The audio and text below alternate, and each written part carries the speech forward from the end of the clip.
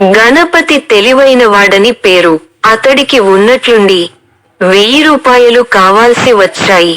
పొరుగుళ్ళో తన మిత్రుడు చలపతి తప్పక ఆదుకుంటాడన్న నమ్మకంతో అతడు అక్కడికి బయల్దేరి వెళ్లాడు.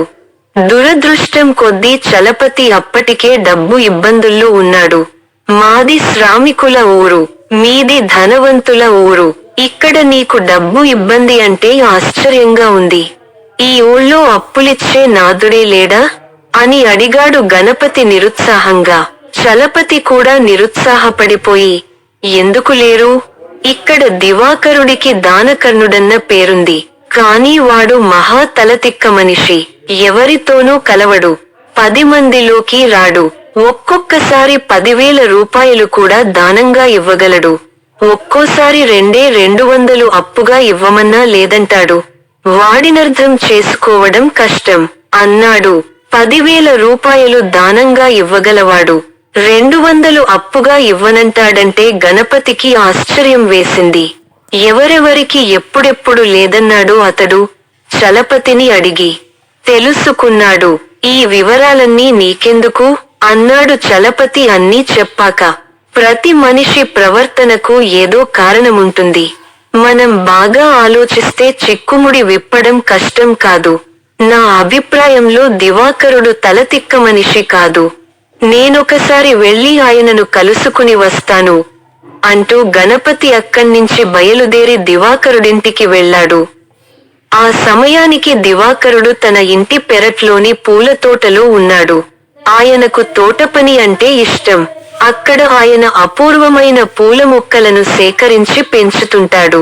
గణపతి ఆయనను సరాసరి పూలతోటలోనే కలుసుకుని ఆయన అభిరుచులను అదేపనిగా కొంతసేపు మెచ్చుకుని ఉబ్బేసి అప్పుడు తన పరిచయం చేసుకున్నాడు. నువ్వు మా చలపతి మిత్రుడివా? వాడు నాకెంతో కావలసినవాడు. పొరుగువాడివి నిన్ను పంపి తను రాలేదేమిటి అన్నాడు దివాకరుడు వెంటనే. నేను ఒక తరహా నల్లగులాబీల కోసం వెతుకుతున్నాను. అవి నీ తోటలో ఉంటాయని తెలియగానే ఇలా పరుగెత్తుకొచ్చాను. అదిగో ఆ కనిపిస్తున్న నల్లగులాబీయే నేను వెతుకుతున్నది అంటూ గణపతి ఒక మొక్కను సమీపించాడు. ఆ నల్లగులాబీలోని ప్రత్యేకత ఏమిటి అన్నాడు దివాకరుడు ఆశ్చర్యంగా. గణపతి ఆ పువ్వునే గుచ్చి గుచ్చి చూస్తూ, ఈ పువ్వును వరుసగా 10 మంది పురుషులు అరచేతులతో తాకిన తర్వాత నీళ్లలో వేసి మరిగించి ఆ నీటిని పులిసెడు పుచ్చుకుంటే కైలాసగిరిని దర్శించినంత పుణ్యం వస్తుందంటారు అన్నాడు గణపతి. దివాకరుడు అప్పటికప్పుడు పంచాంగం చూసి శుభగడియలు వచ్చి చాలాసేపే అయిందని నిర్ణయించాడు. అయితే మన అదృష్టం పండింది. నువ్వు చుట్టుపక్కల వారిని 7 పురుషుల్ని పిలువు. ఈలోగా నేను చలపతిని వెంటబెట్టుకుని వస్తాను. నీతో కలిసి 10 మందిమి అవుతాము. మనందరకు పుణ్యయోగం పట్టబోతున్నది అన్నాడు గణపతి. దివాకరుడు సరేనని 7 పిలుచుకు వచ్చాడు. కాసేపటికి అక్కడి నల్ల గులాబీని నీళ్లలో మరిగించి 10 మంది పురుషులే కాక దివాకరుడి ఇంటిలోని స్త్రీలు, పిల్లలు కూడా తాగి ఎంతో సంతోషించారు. అందరూ ఎంతో ఉత్సాహంగా ఉన్న ఆ సమయంలో గణపతి నెమ్మదిగా చలపతి చెవిలో, ఇప్పుడు దివాకరుణ్ణి 5,000 రూపాయలు అప్పుడుగు. 1,000 నాకిచ్చి మిగతావి నువ్వు ఉంచుకో. అనుమానించకు.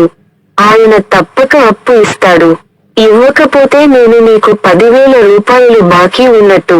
తెలిసిందా అని చెప్పాడు. తటపటాయిస్తూనే చలపతి దివాకరుణ్ణి సమీపించి తన అవసరం చెప్పుకున్నాడు. అప్పుడడుగుతూ దానం పుచ్చుకునేవాడిలా మొహమాట పడతావేమిటి? నువ్వు నాకెంతో కావాల్సినవాడివి. 5,000 కాకపోతే 10,000 తీసుకో అన్నాడు దివాకరుడు. 10 వద్దు, 5 చాల్లే అని చలపతి ఆయన వద్ద అప్పు తీసుకున్నాడు. గణపతితో కలిసి ఇంటికి వెళ్ళాక అతడికి 1000 రూపాయలను ఇచ్చిన చలపతి, గణపతి, నువ్వడగమన్నావని అడిగాను కాని దివాకరుడి చేత లేదనిపించుకోవాల్సి వస్తుందని మనసులో తెగ మదనపడిపోయాను. వాడు అప్పిస్తాడని అంత ఖచ్చితంగా ఎలా చెప్పగలిగావో చెప్పు అన్నాడు. దివాకరుడికి గుర్తింపు కావాలి. నలుగురిలో అడిగినప్పుడు ఆయనను ఏమడిగినా ఇస్తాడు. అంతా దానకర్ణుడంటారని. ఒక్కడు ఉన్నప్పుడడిగితే పైసా కూడా విడవడు. ఎవరూ చూడడం లేదు కాబట్టి ఆయననడిగి లేదనిపించుకున్న వాళ్ళందరూ ఒంటరిగా ఉండగా అడిగిన వాళ్ళే. అయితే దివాకరుడు డబ్బు జాగ్రత్త మనిషి. నలుగురిలో ఉండగా లేదనడం ఇష్టం లేక, అలాగని ఇవ్వడమూ ఇష్టం లేక ఆయన ఒంటరిగా ఉండడానికే ఇష్టపడతాడు. ఇది గ్రహించిన నేను ఆయనకు అనుమానం రాని విధంగా ఆయన చుట్టూ 10 మందిని చేర్చి అప్పుడు నీచేత అప్పు అడిగించాను అన్నాడు గణపతి. మిత్రుడి తెలివితేటలకు చలపతి ఔరా అంటూ ముక్కున వేలేసుకున్నాడు.